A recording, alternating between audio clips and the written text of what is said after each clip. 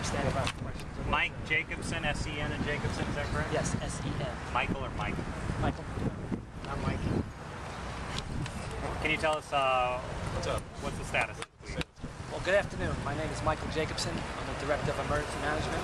Behind me are key players from the Jacksonville Sheriff's Office, JAX Fire and Rescue, and the U.S. Coast Guard. As you know, this weekend is a big weekend in the city of Jacksonville, the Georgia-Florida game. We expect thousands of people to come into the city this weekend. But with that, we do have Hurricane Sandy to talk about. So this afternoon, I just want to briefly mention what we're doing to help prepare all the citizens for Hurricane Sandy. Right now, Jacksonville is under a tropical storm watch, and based on the forecasted track, you can see it's getting a little breezy out here today. We expect tomorrow afternoon, Friday afternoon, winds 20 to 30 knots sustained. Friday night and into Saturday morning, they're predicting 25 to 35 miles per hour, not knots, excuse me, miles per hour of sustained wind, and then subsiding sometime late Saturday afternoon. So what does that mean to us? All the people that are coming into town, a lot of people like to stay down at the beaches. The water is going to be very dangerous. We have severe rip currents up and down the East Coast, heavy winds and high seas. It's going to make it really dangerous for swimming. Coupled with the fact that it's late October and we do not have a normal robust lifeguard presence, going in the water this weekend will be very dangerous. If you're tailgating in these heavy winds, high winds, it's important that we be careful with our barbecues, especially with charcoal and lighter fluid. That can be dangerous. In addition, those pop-up tents that people like to put up and umbrellas, those become dangerous as well because these winds will tend to blow them around.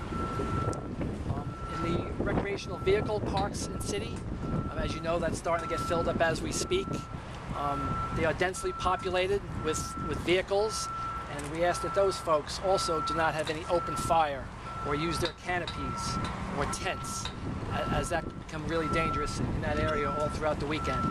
And then lastly, and very importantly, is the St. Johns River. The National Hurricane Center and our local weather service described the St. Johns this weekend as being rough.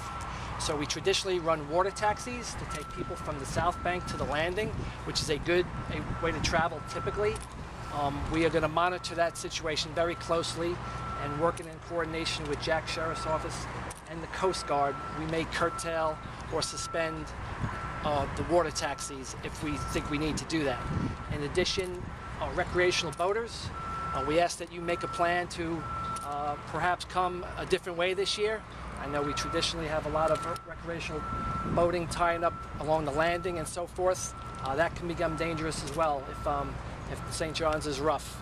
And then people always like to nest out 4 or 5 abreast with their boats, and then traveling from the outboard boat, to a shore will also be dangerous this weekend with the heavy chop and the high winds. So those are our principal concerns. Again, we're not trying to overestimate the Hurricane Sandy based on its projected track, but this will be a wind event for sure. And with that, we'll stand by to take any questions. Is the city providing any assistance to the fans in RV City who need help tying down all of their belongings? As I know right now, no one has requested help, but I do know that members of JAX Fire and Rescue went through RV City this morning and are already talking to the patrons out there and warning them about their level of preparation. What's the staffing plan for this weekend going into this? Is there extra staff or on call, or what do you have? We are using our traditional and typical robust staffing for this event like we always have. Our Emergency Operations Center is not activated, and as of this time, we do not think we will activate it. What's the status of the bridges? I know those get closed when those high winds. So all the bridges are open now, and if the winds are forecasted as they are forecasted, no greater than 35 knots, we will most likely keep all the bridges open. But again, that's something else that we are monitoring very closely, because all the motorists traveling on the bridges have to be extra careful in the high wind situations.